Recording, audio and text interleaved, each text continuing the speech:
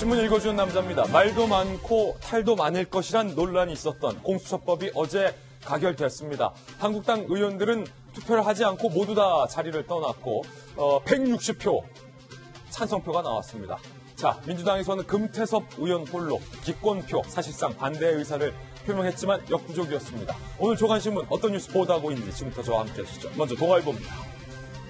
단연 이 뉴스입니다. 여당 공수처법 강행 처리, 한국당에서는 격양된 반응이 나왔습니다. 국회의원 총사퇴를 하겠다라는 얘기까지 나왔습니다. 한국당 의원 전원에게 사퇴서를 받겠다, 의원 총사퇴를 하겠다, 심재철 원내대표 이런 얘기까지 했습니다. 4+1 협의체가 결국에는 한국당 빼고서 표결을 했어요. 바른미래당에서 반대표가 많이 나왔습니다만 민주당과 4+1에서 총 160표의 찬성표가 나와서 공수처가 처리가 된 겁니다.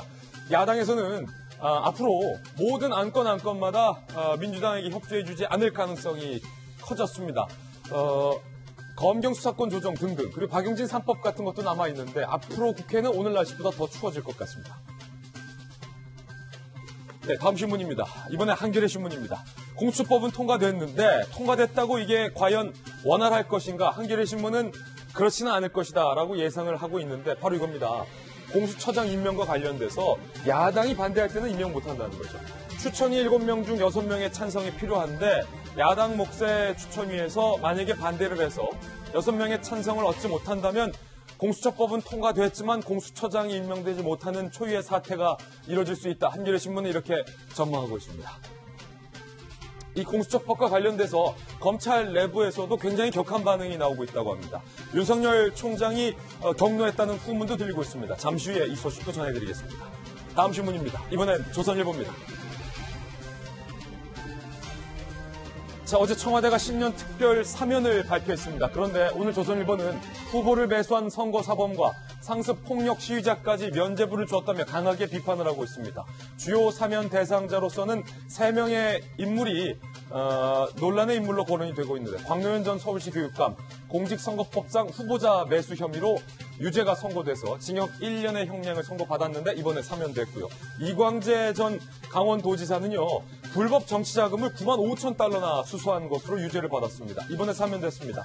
한상균 민노총 위원장 같은 경우는 폭력 시위를 주도해서 많은 경찰 병력이 다쳤던 전력이 있습니다. 이번에 결국 사면이 됐습니다. 문재인 대통령은 늘 한상균 전 위원장에 대해서 마음이 걸린다라고 이야기를 한 바도 있었습니다.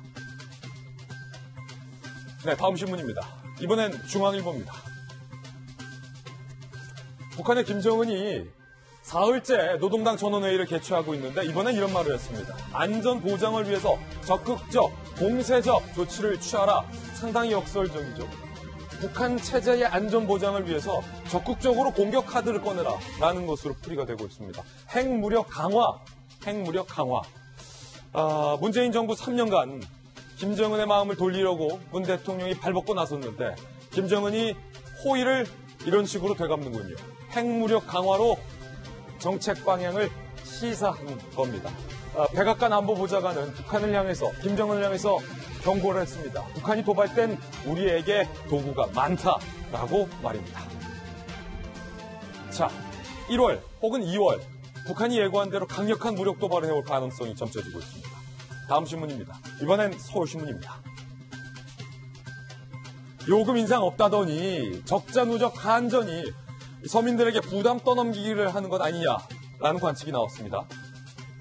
주택용 절전 할인 제도가 종료되기 때문입니다. 한전이 에너지 정책이 바뀌면서 경영이 악화됐습니다.